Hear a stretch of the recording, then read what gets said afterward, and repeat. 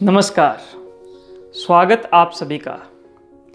साथियों, आज मैं बात करना चाहूँगा कि हमारे जो काउंसलर हैं या हम जो जब साइकोथेरेपी देते हैं, या आसान भाषा में समझें तो हमारे बहुत से पेशेंट्स या ऐसे बहुत से क्लाइंट हैं जिनसे हम सिर्फ बातचीत करते हैं और बातचीत करने के बाद में उनके जो मनोस्थिति है उसमें एक अभूतपूर्व परिवर्तन देखा गया है।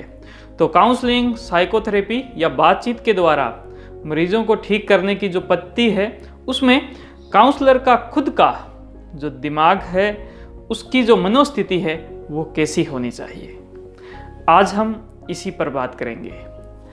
सबसे ज़रूरी बात यह है कि काउंसलर को अपना जो टाइम है, जिस वक्त वो लोगों से मानसिक स्वास्थ्य से संबंधित जो सर्विसेज लोगों को दे रहा है, जो सेवाएं दे रहा है, वो टाइम फिक्स रखना चाहिए।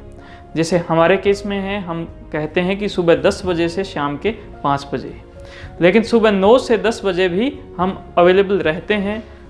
जब कोई इमरजेंसी पेशेंट्स होता है तो हम पहले उस पेशेंट को देखने के लिए ये टाइम बचा कर रखते हैं, और शाम के 5 से 6 बजे का जो टाइम है ये भी इमरजेंसी पेशेंट्स या ऐसे क्लाइंट जिनको टाइम देना बहुत ज़रूरी है तो उनके लिए बचा के रखते हैं। जब आपका ये टाइम फिक्स हो जाता है, या कोई भी टाइम जब आपका फिक्स हो जाता है, तो आप उस टाइम के लिए अपनी मनोस्थिति को अच्छा करने की पूर्व प्लानिंग करो। सबसे ज़रूरी बात, जिसमें आप सुबह का वक्त या शाम का वक्त अपने माइंड को अच्छा करने में बिताओ, जिसमें जैसे हमने माइंड ब्रेकफास्ट के नाम से एक वीडियो भी बना रखी है कि उसमें आप मेडिटेशन कर सकते हो। उसमें सबसे ज़रूरी है माइंडफुलनेस प्रैक्टिस।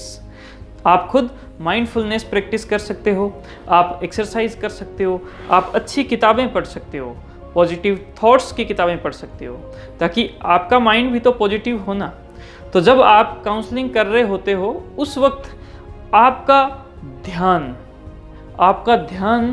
ऐसा हो कि आपका ध्यान सिर्फ और सिर्फ सामने जो आपका क्लाइंट है उसकी समस्याओं को समझने में, कि वो किन परिस्थितियों में है, उसका इन्वायरमेंट कैसा है, वो सारी चीज़ें आप अच्छे से समझने में आपका ध्यान लगे, और उसके अनुसार आपका मानसिक स्तर भी उससे इतना अच्छा हो कि उन सारी परिस्थितियों से आप बाहर निकालने की एक प्लानिंग, एक स्ट्रेटजी उसके साथ मिलकर एक बहुत अच्छी प्लानिंग आप कर पाओ। तो ये बहुत ज़रूरी है। मैं ये भी कहना चाहूँगा कि आपका ध्यान इतना अच्छा हो कि आप अपने जो आपसे सुविधाएं ले रहा है, आपका जो आपका क्लाइंट है, उसके साथ बातचीत करने में आप खो जाओ। आपको नहीं पता हो कि आपके आसपास क्या चल रहा है। आपके जितने भी आपके जो काम होते हैं, परिवार के जो भी काम होते हैं, या आपके दिमाग में जो कुछ भी होता है, वो उस वक्त नहीं आना चाहिए। उसके लिए ये है कि आप उन्हीं चीज़ों के अंदर खो जाओ। आप अपने आप को सामने वाले की जो परिस्थिति है उसकी जगह रख कर देखो। तो इस प्रकार की मनोस्थिति आपकी होनी चाहिए। आपके अंदर आपके खुद की जो मनोस्थिति है, क्योंकि आप भी एक इंसान हो, तो आपको भी स्ट्रेस होएगी, आपको भी डिप्रेशन हो सकता है, आपको भी एंजाइटी हो सकती है। लेकिन जब आप डील कर रहे होते हो तो उस वक्त या फिर अपने आप को इतना मेंटेन रखो कि ये सारी चीज़ों से आप बहुत दूर हो। अपने आप को जब आप मेंटेन करोगे, जब आपकी खुद की मनोस्थिति ही डाउन है, तो आप दूसरे की मनोस्थिति अप करने में ज़्यादा अपना एफर्ट्स नहीं दे पाओगे।